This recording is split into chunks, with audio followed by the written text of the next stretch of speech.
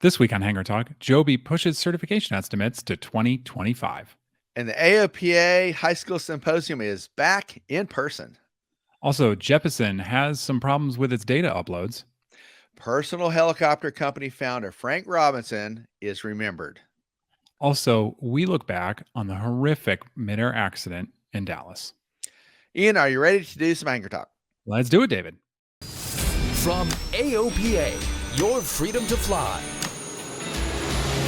This is Hangar Talk. 1056, turn right, heading 130, contact. Welcome to Hangar Talk, everybody. I'm Ian Twombly. And I'm David Toulis. David, our guest, is Ed Scott. He is a jump pilot. I think he started the school down in Cape Fear, North Carolina. It's a guy that you caught up with and learned about what it's like to run a jump operation and fly jump airplanes. We're happy to have Ed Scott with us. Josh Cochran on the video side, and I went down to Cape Fear Regional Jetport, and I actually got to play jump pilot for a day. Oh, and cool. It was fascinating. And Ed's going to tell us all about it. It's really unique. He'll tell us a little bit about his history, but Ed was a longtime parachuter, sky jumper, and really was fascinated with aviation. And so he turned the corner and decided he wanted to fly the aircraft as well. So you played jump pilot for a day. Does that mean you took a load of jumpers? Well, I took a load of imaginary jumpers. Okay. But we did all the calls and everything. We flew up to 10,500 feet over North Carolina and opened the door. Did all the maneuvers. It's quite interesting, to be honest with you. And it was a great chance to fly an early model Cessna Skylane, outfitted for jump pilots. There's a whole lot to it that Ed will tell us a little bit more about, but it was great. I learned a lot, and I was just happy to do it. I'm ready to be a jump pilot now. Let's do it. Oh, cool. Yeah. For your, I don't know what they make these days, $10 an hour, right? Building time for the airlines. Yeah. I think we'll hear a little bit more about that too. Yeah. Okay, great. All right. Let's talk about Joby. Now, we, of course, like to talk about eVTOL every now and then just to give updates on where the technology is and that sort of thing. And we always allude to the certification and how challenging that's going to be. And now we have a sense for really how challenging that's going to be, because Joby, which had said it was going to be certified in 2023, is now going to be, they're estimating 2025. And that's because of a change in the way the FAA is going to make them go about it. Yeah, Ian, we were trying to take a little bit of a dive into this as far as the regulations go. And I was a bit confused by it. I'm so happy that you're a former PIC,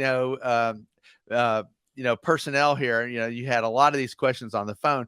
I fly under Part 23 for aircraft.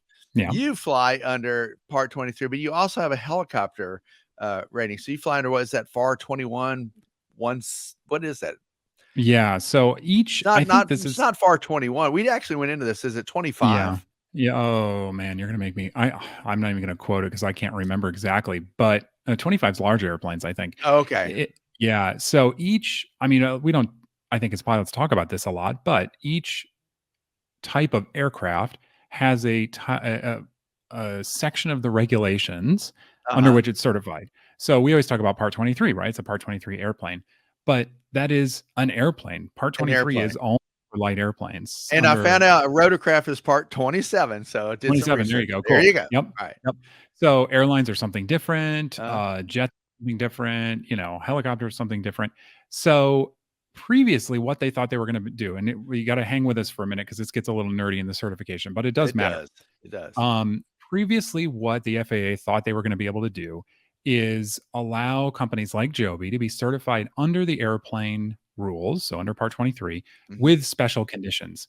Special conditions are things like Icon got some special conditions, and the amphibian Icon, the amphibian. Okay, gotcha. LSA. Yeah. Sometimes companies can apply for special conditions that because they have something that doesn't quite fit in the regulations, and they need to get through it, right? Yeah. Well, you look at an eVTOL and it's like, they don't have something a little different. The whole thing is different. Like, and so where do you go with that? Where do you even start? Is it a giant drone? Is it a small airship? I mean, depends on the design parameters. Exactly. And they're all over the place, right? So what FAA said is that even if, which I don't think they would have, but even if they could have certified under Part 23, the pilots aren't going to be airplane pilots. So that's They're the something pilots different. we're talking about now too. Besides the aircraft, the pilots have to be certified under one of these regs. Something Got it. else. Yeah, right. Okay. So I think what they're going to do is a different provision of the regulations. It actually is this. I learned this with the story. Tom Horn wrote a good story about this. It's 2117B. Be like And what that Bravo. says Got it. is, yep, Okay. 2117 Bravo. And what that says is basically we recognize that whatever it is you're trying to certify is weird. Uh-huh. It doesn't exist in the regulations. It's weird. And so what we're going to let you do is cobble together all these pieces of these other regulations. So the helicopter part from the helicopter reg, the airplane part from the airplane reg, and we're going to mash it all together. And that's going to be your certification basis. Oh, so I could pull whatever is appropriate into that regulation and then kind of tailor tailor that to my to my aircraft or to my Yeah. pilot skills or to To both. the aircraft certification. So for Okay. example, if the eVTOL has a wing, Yeah. there's going to have to be a stall Okay. Fixed certification fixed basis. wing Yeah. type So yeah, there's going to have to parameter. be whatever the reg is that the airplane is able to fly a certain amount into the stall, whatever it is. The eVTOL is going to have to meet that part of it, presumably. Same No. thing with the rotorcraft. So the rotors are going to have to do a certain thing that a regular helicopter rotor does, and all that. So they're going to basically say, okay, we know these things are totally different. So the certification's different, and that is why Joby's saying, now, wait a second, this is going to take us a lot longer to get through. But wait a minute, Ian. I'm playing devil's advocate here. I've Hmm. got like 3 hours helicopter, PIC time. Hmm. Certainly a lot more than that, flying around and doing photography from Yeah, them, sure.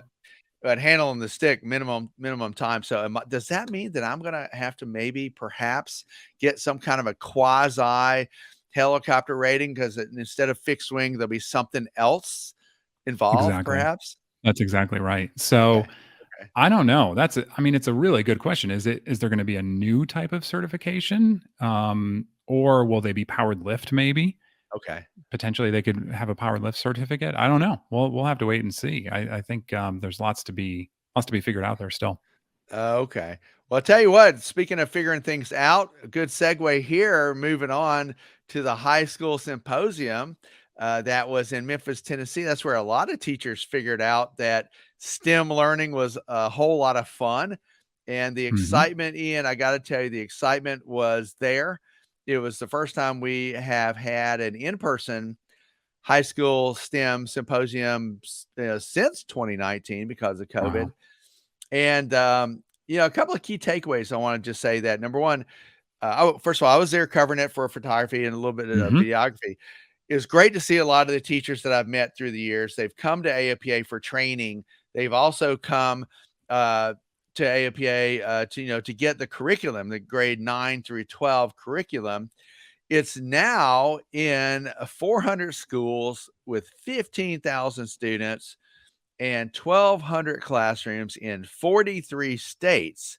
And Wow. this is something that I didn't realize, Ian, that you can earn a college credit in 63 colleges from 21 states just by going through that program and learning about it. And it's fun. Like the Wow. teachers they make wind tunnels. They learn how to do electrical componentry. Hmm. We're even making a sterno. I'm going to do my air quotes, a sterno engine, which is a little sterno can of gas that heats up a test tube, and then the test tube goes up and down and like a pendulum. It's kind of Hmm. like a piston, and that's to teach some of these STEM um, curriculum subjects to students. One other thing that's interesting about the AOPA high school curriculum is that, and Ian, you wrote a story a while back called, I think, the 6 or 7 percenters, which we were talking about between 6 and 7% of professional pilots were female. Well, there are Hmm. 22% average females in these high school STEM classes. Yeah. So that's a step in the right direction. 47% non-white. So Yeah. that's an attempt to get better diversity into aviation, which Hmm. we do need. So Yeah. yeah, So we've talked in the past about the training that goes on over the summer, right? That teachers will come to AOPA headquarters, yeah, learn how to implement the curriculum in their classes, sure. professional development training. the symposium is different. So tell me a little bit about what happens at the symposium? Why Oh, even have sure. it? What's the whole point? Sure. So the teachers go into different breakout sessions, different rooms where they learn a little bit more about a deep dive either into the curriculum or more about drones. And some teachers are not Mm, familiar with aviation at all. Say they're a science teacher and they teach science, but they're going to start to teach aviation. Well, they need to learn a little bit more about the dynamics and of lift. They need to learn mm, a little bit about that. So there are multiple breakout sessions with 20 to 30 to even 50 or more teachers in one room at a time, and they're learning the best way to teach learning is really mm. what I would say. And Okay. there's also discussion about scholarships. AOPA has literally more than 100 scholarships for students and teachers and for the general public if you're trying to get advanced ratings as well.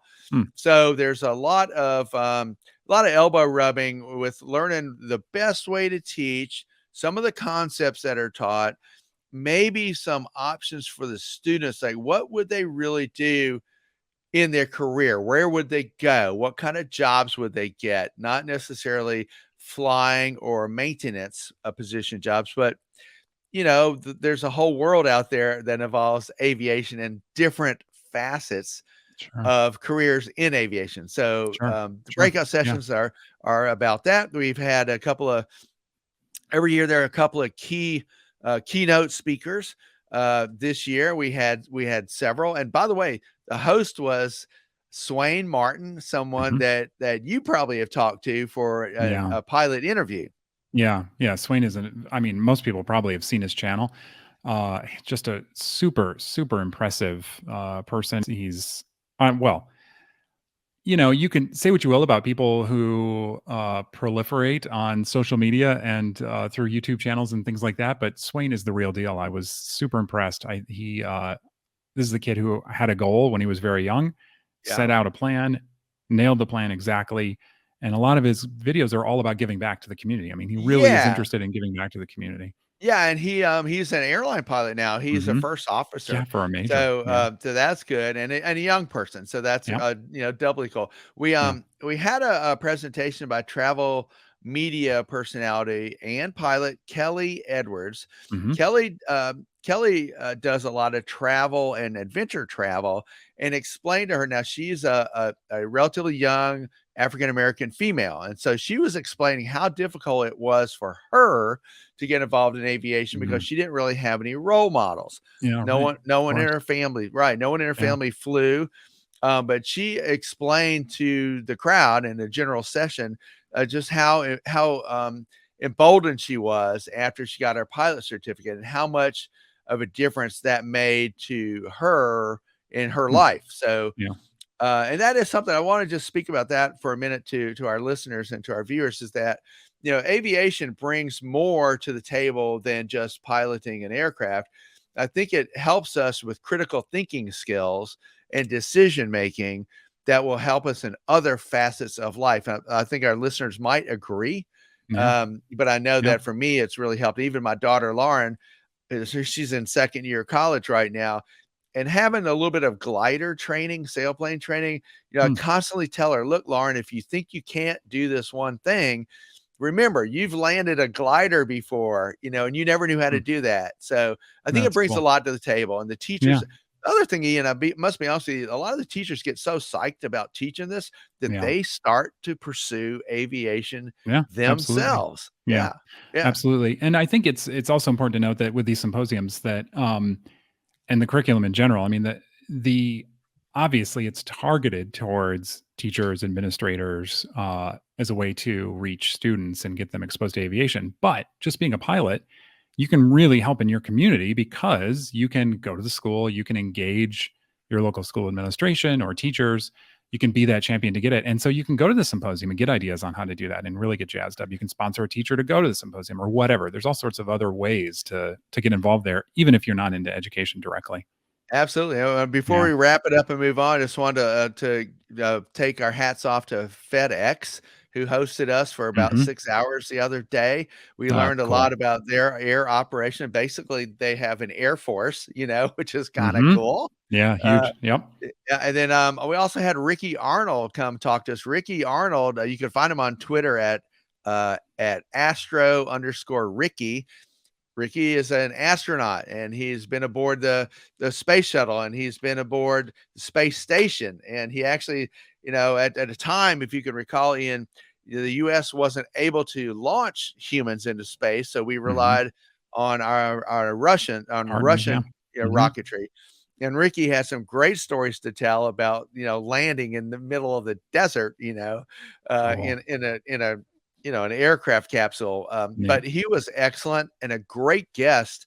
Cindy Hasselbring, who also works at NASA as an educator, brought him. And Ian, you covered the very first one of these high school STEM Mhm. symposiums. Yeah, right. Yeah, way back. Yep. Eh, It's grown quite a bit. It's very cool. Indeed. All right, good. So, Dave, I'm glad you were able to go to that. Something else that's affected you recently is the Jeppesen outage. Now, I know Yeah, this got some play kind of over the weekend. Their Jeppesen had an issue with their servers, and it affected everything from the website to the database, the ability to grab new database updates, and to even purchase products in your case. that's right. And I guess I should update our listeners. Not only are you an aircraft owner, Ian, but now I am too. So, Congrats. That's so awesome.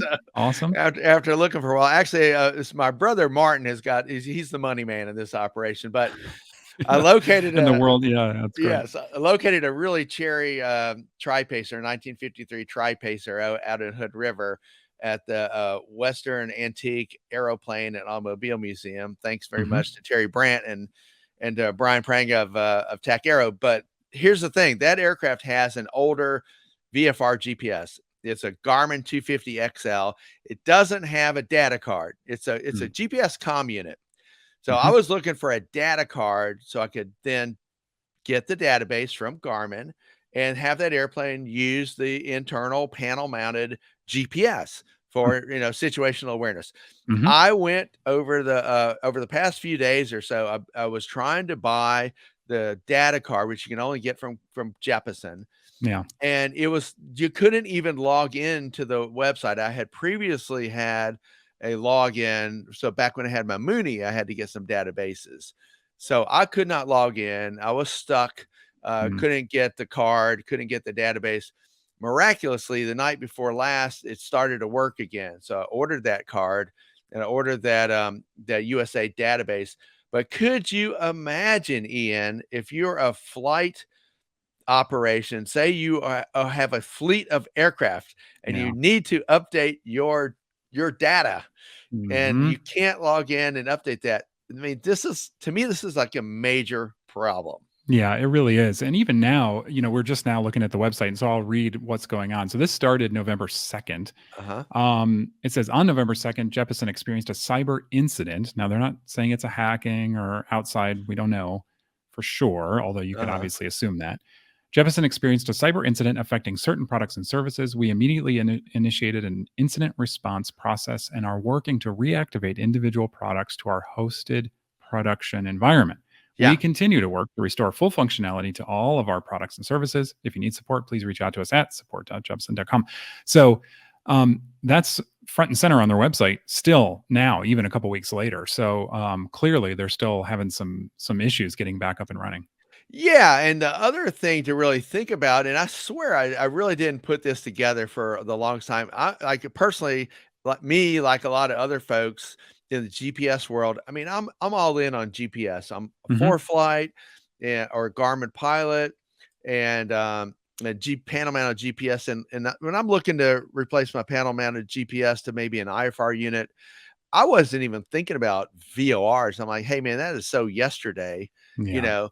But Ian, seriously, yeah. if you can't update your database and you can't rely on GPS, then we have to go to the MON network of Hmm. VORs that you and I were starting to do a little research on. And there's a minimal operational network Yeah. of VORs here that the government does maintain. I think the idea is that you're supposed to be within 100 miles of a VOR, so that you can navigate if you don't have GPS Yeah. navigation. Yeah. And it was not front of the mind to me No. until just now. No, I mean, this is just one of the many scenarios you can imagine where you are gonna need VORs. I mean, it could be, a satellite outage, it could be a satellite hack, it could be an equipment outage on your airplanes then. So, yeah, I mean, that backup is, yeah, very critically important. I totally agree. Well, they're still, like you said, they're still not saying what exactly happened. Mhm. Nor do I think we will ever get to the bottom of No, this. I'm sure not. Yeah, I'm But the sure not. cyber incident did affect a lot of people, Yep. and additional details will be forthcoming soon. So let's keep an eye on that. And don't forget that Boeing owns Jeppesen and also ForeFlight. So Yeah. maybe it's not a bad idea to think about VORs as a backup in the long Yeah, run right. anyway. I don't know. That's a yeah, that's a good point. All right, David, want to talk about Frank Robinson. Frank, certified, started Robinson Helicopter, just a complete icon in the rotorcraft industry, ran that company for decades, has been out of it since about 2010. And Frank passed away over the weekend. He was 92 years old. Yeah, Ian, I wanted to kind of talk to you about that too, because Frank was he really started that whole genre Hmm. of personal, small personal helicopters, the R-22, which is a great platform to learn in. I learned I've been in the R-22 for a week straight. I covered floods out of a R-22 Mm. in Georgia. I wasn't the pilot, but I was a photographer. But you've written a little bit more about Frank Robinson, and he really did pioneer that part of personal helicopter aviation. Yeah. And now we know that the Robinson helicopters there's some special procedures you have to learn to go through and fly those safely. But I Mhm. believe you know a lot more about that than I do. I'd love to hear your take on that. Yeah, well, Frank was I mean, some of that comes because, the design fits Frank's ethos perfectly. From the beginning, he only wanted to design a helicopter if it was gonna be lightweight, not complex, and low in cost. And he succeeded. He got it through the design phase, the idea phase, through certification, production. I mean, when you just step back from it and think about that and how in the modern era, it's virtually unheard of. You can have people who, so the Alan and Dale Clapmeyer, right? With Right. Cirrus, they made it through certification and to production. Um, they hired engineers to create the Cirrus. So they had an idea, and I think they obviously were very heavily involved, but it was they hired engineers. Frank basically he worked on this initially on his off time in his living room. That's And crazy. then when he decided to go for it, so he pitched this idea of a small personal helicopter to Hughes and to Bell when he worked for them back in the day. Uh-huh.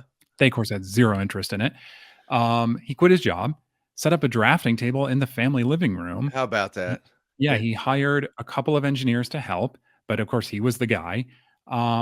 Kurt, his son, who now runs the company, tells the story about the reason the R-22 tail rotor is the size that it is because that's the biggest thing that would fit in the family oven because Oh, he was no making way. parts at home. Oh, Yeah, how I mean, cool. it's That is amazing. so wild. It's a great story, Ian. Come on, man. Yeah. That's like mom So and pop. That's the real I mean, to deal. the max, right? Yeah, yeah. And did things like his neighbors got upset because they were like, "Well, you're running a business out of the house," and he was right. He was trying to develop this helicopter, and so it's like he had to hang the engine from the ceiling in the garage, and I mean, all these things. I mean, it's incredible what they did. So, but then to get it certification, that's hard enough. But to transition to production, it just doesn't happen. I mean, people just don't make it. Icon, it took him years to do it. Kirk was in charge. He basically made it to ASTM acceptance, and that's not even certification. Did not make it through the production phase, couldn't transition to production. And that's very common. You'll find that engineers will make it to the certification, they'll make it through certification, but then can't transition. And they transitioned. And Tom Haynes was telling me the story that Frank had given him a tour of the factory. It's an incredible factory there in Torrance, It's in California. Torrance, California. That's Yeah. right. Not far from where Honda motorcycles are, and not far Oh, from cool. SpaceX. Yeah, Yeah. yeah. Yeah. So it's an incredible facility. They are very vertically integrated. So today, where Boeing is really an assembler. They'll bring parts in from all over the world and put them together. Um, Robinson makes almost everything. They buy the avionics, they buy the engines, and that's it. It's like, imagine if Cessna made their own propellers in Wichita, and that's what they do. Robinson does it all. They make their own, windshields, all of it, interiors. So Frank was giving Tom a tour, and they have this area because they export a lot of these helicopters, Uh-huh. and they have this area where they prep them for shipping, and there's all these big wooden crates. And Tom says, "Hey, do you own the forest too? That the crates come from?" Oh, because there's so many crates Yeah, and it's like they're so vertically integrated, and and vertical. and Right. so well, no, but that's a good idea, right? So it's like, yeah, he even wanted to own the forest where they got the wood for the crates. So it's just an incredible company, an incredible legacy. I mean, you mentioned the special conditions. There are special conditions, and sometimes R-22s in particular take some heat because they are so lightweight. They have a low rotor Yeah. inertia and mass pumping and everything else. And a lot of that is because Frank had this sort of uncompromising idea of what the helicopter was going to be, and he did it. He was obsessed about those ideas, and I think it's an amazing helicopter. And a lot of people, because of the lower cost, were able to learn to fly helicopters where they wouldn't have otherwise been able to because of cost. And so, yeah. Speaking of costs, like back when I was looking at all options for aviation, as far as fixed wing, and even I thought about rotorcraft for a while. Mhm. So I'm looking in controller.com. There's a 1988 R22, $105,000. Yeah, A relatively new probably model as run far out, as, but yeah, well, it could yeah. potentially, yes. Mhm. But nonetheless, that price is not ridiculous. There's a 2005 model for 151,000, and get this, Ian, a brand new Robinson R22 for sale, brand new Mhm. 2023 model, $345,000. Now, Yeah, yes, that's more than 30 or 40 or 50 grand that a lot of us would be hoping for, but right. that's For a less than a helicopter? Cessna, but it's less than a Cessna 172, Yes. man. Yeah. So It's it's it's incredible. I mean, it's incredible how affordable, well, relatively affordable they are when you consider the costs in aviation. I mean, an R-44, I don't know what the current price is. Let's call it maybe 450, 500. uh And they're very well made. They have great performance. they So got the yeah, they they are. got the Yeah. Lycoming engine in it. It's Yeah. got what the engine is going to Yeah. be. So The um R-66, the turbine for less than $1 million when it came out. So yeah, it's an incredible legacy, incredible company, and Kurt runs it really well now. I think there's other family involved as well, but Frank was the vision behind it, and an icon of aviation, really. Gotcha. Well, I'll tell you what, moving on from Frank Robinson, we do have to touch base with probably the aviation talker story of the week so far, Mhm. and that's that sad crash over with the warbirds in Dallas, the B-17 and the P-63. So, Ian, what do you Yeah. know about that? What have we learned so far? Yeah. I'm I tend not to follow crashes as closely, I think, as some people do, just because I find it a little morbid, maybe. I mean, I'll read analysis of trends and things like that, but I try not to otherwise, just because I think it's, well, like I said, it's morbid. This accident in particular, there was lots of video, lots of different angles. I'm sure people have seen it. I don't want to see it, but you just can't avoid it. Hmm. It's terrible to watch, terrible for those 6 people and their families who died in the accident. But I think, the reason that we should be talking about it today is Richard McSpadden of the Air Safety Institute. They've been doing these early analysis videos. This has become a trend if you're on YouTube, where people, a lot of times with zero information and zero credentials, get on and talk about, oh, well, this accident happened because of this, and they'll have Right. no idea. So ASI started doing these early analysis as a way to bring some level-headedness to the whole game. Well, some And experience to the yes, game, folks who really know what they're talking about. yeah. And this one Yeah. in particular, I just think really everybody should go watch this, because I learned so much about air shows, how they deconflicted air shows, um, what the FAA's responsibility is for this, what CAF's responsibility is. It's just the stuff that, because he was a former commander of the Thunderbirds and the flight lead. Um, it's unbelievable the amount of information he has in this video. I think it's fantastic. Yeah, Richard McSpadden really walks us through it. He talked a little bit about the off crowd wind in that situation. The weather Hmm. was good. the sun angle was low. That could also have been a factor, but he supposes in this case it might not have been. So the conditions were unlikely to cause that crash.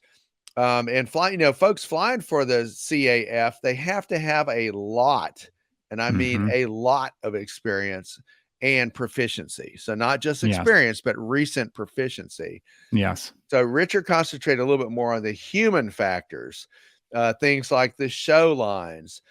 He mentioned that enforcement of the show line, which is the line in the sky that the show performers fly on. He said it is sacrosanct to blow that show line. Like you Mhm. just don't go past where you're Yep. supposed to be.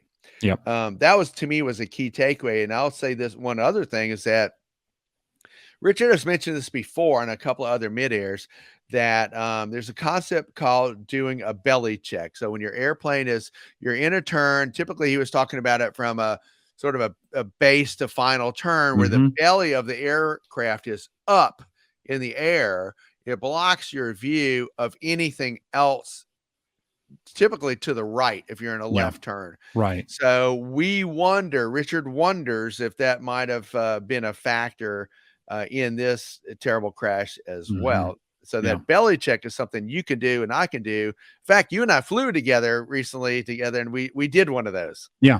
Yep. Yeah. And that's the idea, is that exactly like you said, you're turning from downwind to crosswind, you level the wings for a bit, you look upstream a little bit at Uh-huh. final, make sure final's clear, and then you turn again on final. You don't do this continuous descending turn where you're completely blind to the traffic coming in on final. So you turn and level out for just a couple of seconds and then continue the turn so Yeah. that you can see what's out there and avoid any kind of other obstructions or other aircraft for that Mhm. matter. So Yeah. it's just better situational awareness. So instead of a constant turn, level, turn. Yeah. Yeah, so you brought up one of the things that Richard said, and I think he's right, that we can all take away from this accident. A lot of things won't apply to your or my everyday flying. Even he doesn't even really get into formation flying and how Right. that may have played a factor, because I guess these were show passes. They weren't. It's not like the Cobra was rejoining with the B-17 or anything like that. Um, but yes, you're right. See and avoid around the airport, how that blind spots. That's the kind of stuff that we can all really learn from this. Otherwise, if you're seeing this accident everywhere and you just want to know, okay, what do we think may have happened? He doesn't get into a lot of speculation about, oh, well, this may have happened and this may have happened and this may have happened. It's based on what we know to this point. And then he talks a lot about what the NTSB is probably going to have to look into. And so, Right. like I said, level-headed approach to it. Yeah, I really enjoy learning from these early analysis videos. That I Mhm. do think that lately there have been several key takeaways that we could all use to be Yeah. better pilots. And it is a sad thing. I really feel for the families of the pilots, but also for the air show attendees that were there. Oh, I Um, know. Something similar happened at Peachtree Cab Airport, close to my home in Atlanta, and Mhm. and it was a sad situation there too. So, and that was at an air show. So it's not good for the folks watching. The other thing is that when you tend to have these high profile events, the general public doesn't really understand, and they'll start to suppose different things, and it Yeah. negatively affects us as pilots. Yes. But we are always trying to learn. We're trying to learn from things. We want to avoid situations when we can, and really that belly turn, that belly check, that could be an interesting thing to look at, and Yeah. also the visibility that the pilot in the P-63 had. Yeah. Yeah, that's right. Okay, David. Hey, want to move on, bring on our guest, Ed, who you had a great time flying with and learning from, and there's another world most of us don't know a whole lot about, which is parachute jumping. Walk me through those several easy steps, that we need to keep in mind, and how do we get out of this Cessna 182? Sure. So in the 182, especially a jump plane, you take off thinking that the easiest way out of that airplane is the large jump door, Yep. right? So that's more than likely going to be your easiest egress route, Okay. right? But you've got to be ready to open that door in the event you decide to leave, right? And again, we're talking about a probable catastrophic situation. So the first step is to either, if the door is not open, to reach over and open that door, or whichever door you decide you're going to use. Okay. Once you've got an opening established, you reach up and just get rid of your headset off your head, get it out of the way. I just plan to throw it up on the panel, right? At the same time, I'm reaching down and unfastening the seatbelt with my right hand. Yep. Okay. Left hand is headset, right hand is the seatbelt. Yep. Then I'm free, right? Okay. I've still got to make my way to the door, though. So I orient toward the jump door. I plan to grab the door frame on each side with my left and right hands and help pull myself to the door and then through the door and then push myself out the door as I get out. Your goal really is simple, and that's to just get away from the airplane. So I'm not worried about where I'm aiming when I leave the airplane, and I'm not worried about my body position or hitting a free fall position. I'm just worried about getting out and away from the airplane. Okay. As soon as I do, I'm looking for my ripcord, locking my thumbs, punch and pull with my legs together. That's easy enough to review. Now let's talk a little bit about being a jump pilot, a commercial pilot with skydivers in the aircraft. You have about 1,200 jumps yourself at least. How did you decide to go from jumping out of an aircraft to piloting an aircraft for other skydivers? Right. Well, so I started skydiving in college at a college club, but I liked every aspect of being out at the airport, right? I liked being around pilots, around airplanes. So I actually transferred colleges and got a degree in aviation management from Middle Tennessee State with the aim of learning to fly as well. So later on in life, still skydiving, but I had become a private pilot and then a commercial pilot, instrument rated. And one day I got a call from a nearby drop zone. They needed a 182 pilot, and they heard I had a commercial certificate and asked if I would be agreeable to flying on weekends there, and I was. So I flew about 2 seasons at a drop zone in Pennsylvania, weekends only, but getting a lot of flight time, getting a little bit of pay, but a lot of flight time, and really coming to enjoy it. And you already knew how to don the parachute. You knew the egress procedure, so you kind of were ahead of the rest of the class, really. Sure, yeah. Now later, as I began working for the U.S. Parachute Association, one part of my job was to work very closely with drop zone owners and operators who were having problems with maybe airport access, that sort of thing. And very early in my career with USPA, I was working with a drop zone owner in Florida, trying to improve his situation. He wanted to move on to an airport. And then one weekend I heard that he was up in his Cessna, putting out students at 3,000 feet with a brand new jump pilot in the left seat. That pilot got too slow on jump run, and the airplane stalled. A couple of jumpers got out, but as it went into a spin, the rest of them did not get out, including the owner of the drop zone and the airplane. So there were several fatalities, but I noted that it was a brand new jump pilot. And that stuck with me for years when I realized that there was room for formal training for Cessna 182 jump pilots. Oh, I see. And that's when I decided to engage in that once I retired from USPA at the end of 2020. So you really were looking to further the sport of skydiving while also providing some safety to newer pilots. Yes, yeah. The usual route for most jump pilots, as the route I took, was a drop zone, finding a new commercial pilot, asking if they wanted to fly. I got maybe an hour of ground school, and then I went up and did one simulated jump flight, and I was handed the keys and told to start flying jumpers. There was a lot I didn't know. I survived, obviously, and I learned a lot along the way, but that's still the case today. Is there's no formal school until Jumper's away, and I'm hoping to encourage more drop zone owners to get their pilots some initial training before they start flying. Let's talk a brief moment about Jumpers Away and the course for pilots. Now that's a little bit more than $300, but we're looking at about 20 hours, right, in a Cessna 182. Yes. And it's over several different days. Can you just go over the basics of that real Sure. quick? The basic course is 4 days where the client, the candidate, flies 20 hours as PIC in the actual jump plane. They fly the left seat, and over the 4 days we do a whole series of simulated jump runs up to 12,000 feet. So we're practicing the power settings and airspeeds for climb, the settings, procedures to level off on jump run, how to open the jump door, how to close the jump door, and then do the expedited descent coming down.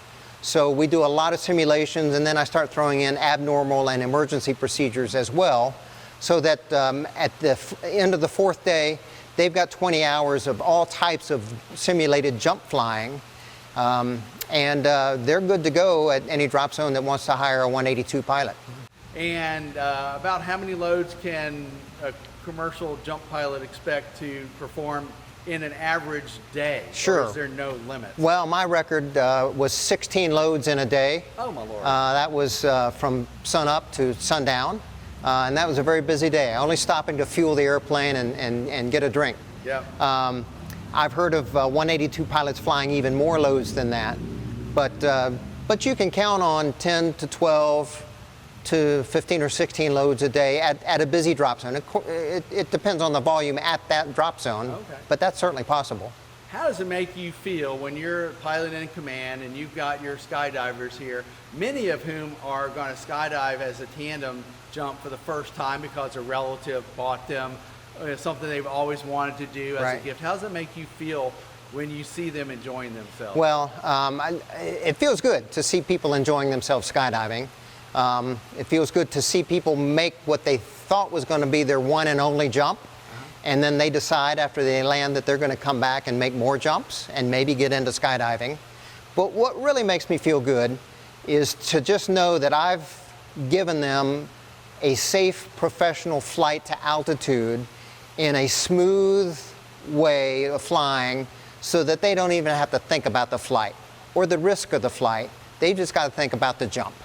And to me, that's really the most satisfying part. And that's what I try to instill in all of the jump pilot candidates that come through my school, is that every skydiver deserves a safe professional pilot, and that's what we like to deliver. What's the hardest thing about being a jump pilot?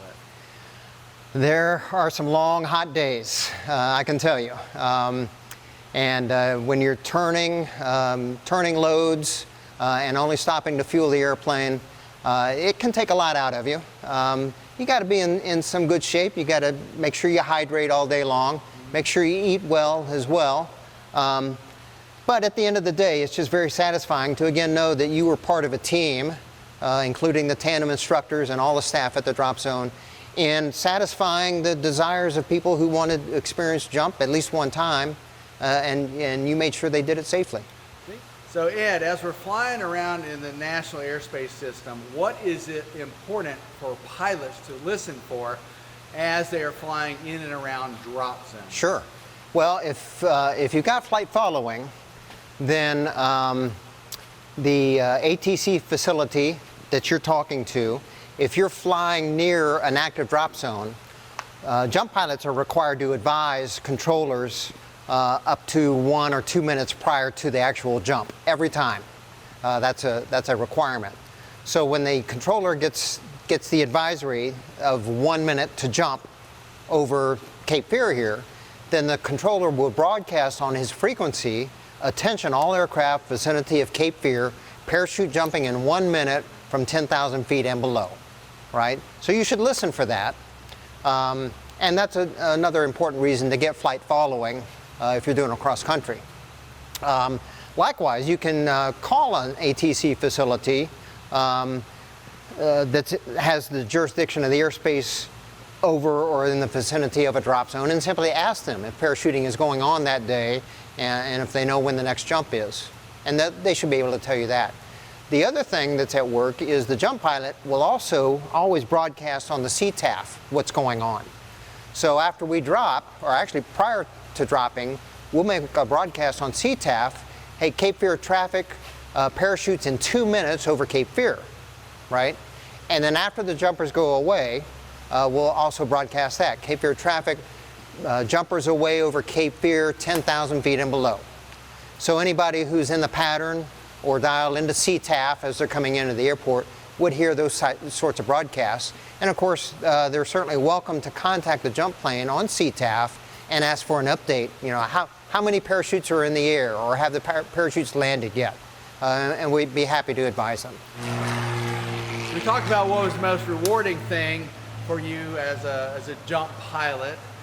What's the most rewarding thing for you as a jump pilot instructor? Well, I like the win-win that is going on. Drop zones are getting trained pilots instead of getting new commercial pilots who have no training and need all the training. That frees the drop zone up to continue operations. They don't have to dedicate an airplane and a chief pilot or an instructor to training a new jump pilot. So the drop zone is getting a win, and the commercial pilot's getting a win. He's getting a job at under 500 hours total time. It pays, and he's putting flight time in his logbook, and he's having a load of fun doing it, because the skydiving crowd is just really one big welcoming family, and jump pilots become a part of that. It's a whole culture, and they're just fun, exciting, energetic people to be around. Yeah, tell us a little bit about the Cessna 182 as it pertains to being a really good jump aircraft for skydivers. Now, Yeah. what is the difference between a jump 182 and a traditional Cessna 182? Right. So almost from inception, when the first 182 was built in 1956, it became just simply a great jump plane. It's got enough power to carry a pilot and 4 skydivers high enough for their liking, 11, 12, sometimes 13,000 feet. It can haul a load, and the configuration of the airplane is just perfect. Once you modify the right cabin door so that instead of being hinged on the side and opening to the side, you hinge it on the top and open it vertically against the wing, then you add a jump step to the airplane. How wide is that jump step? Oh, that's a good 8 inches wide. Plenty of room to put your feet on as you climb out. And it's pretty long. It goes from the strut to over the wheel. Yeah. So it looks like about 18 inches long. Yeah. And it's wide enough for a stable foot platform. Absolutely. So the combination of the door and the step allows skydivers to easily get out and present themselves to the air and then leave the airplane in a stable position. So it's always been a great jump plane, and it continues today. It's still the most populous jump plane in the U.S. Now, some of these aircraft have droop wingtips. What does that give us? Well, most of them have the wing extensions that are supplied by Wing X, Okay. right? That adds 3 feet aside, or about 6 feet of wing length. What that does importantly for the early model 182s is it increases the max takeoff weight by 300 pounds.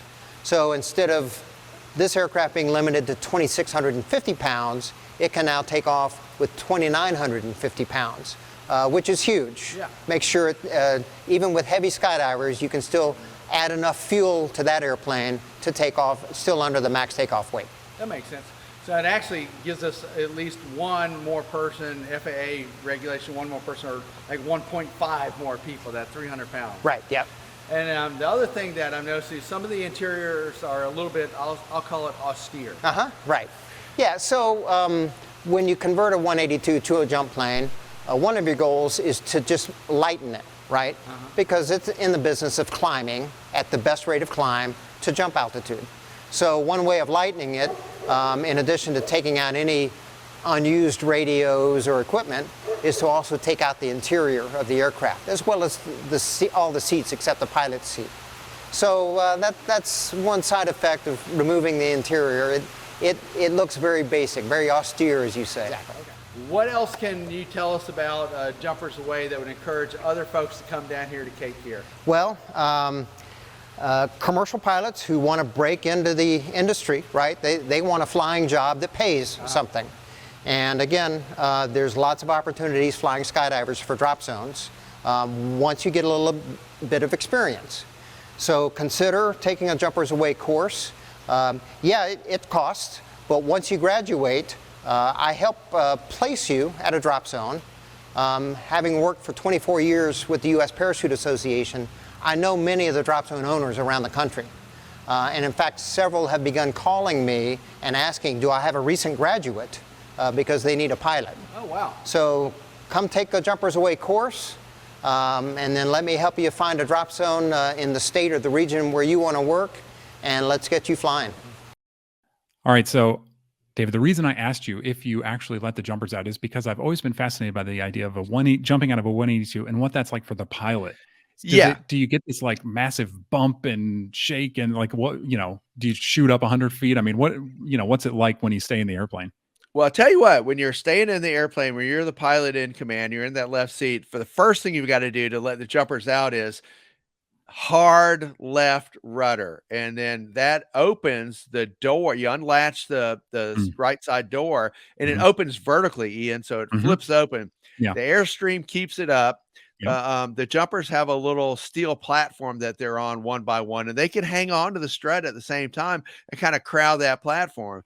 Now, I didn't have the weight shift of folks shuffling around and then jumping out, except for young Josh Cochran was, on the floor of the aircraft in the back doing video and stuff of us. But I could imagine that center of gravity changes a little bit as the aircraft gets lightened up. But the coolest thing for me, Ian, I got to say, this was just bizarre. Then Ed goes, all right, David, now we're doing a descending spiral turn. We need to be back at the airport, so turn away from the jumpers. And because that's a protected airspace area. And I mean, Ian, we were going down 2,000 feet a minute if it was 1 foot a minute. I mean, it was pretty darn fast, and you want to keep that engine happy and warm.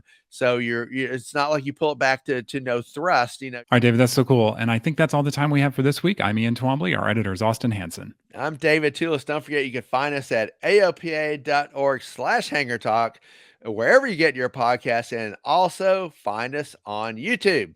All right. We'll see you next time. See you, Ian.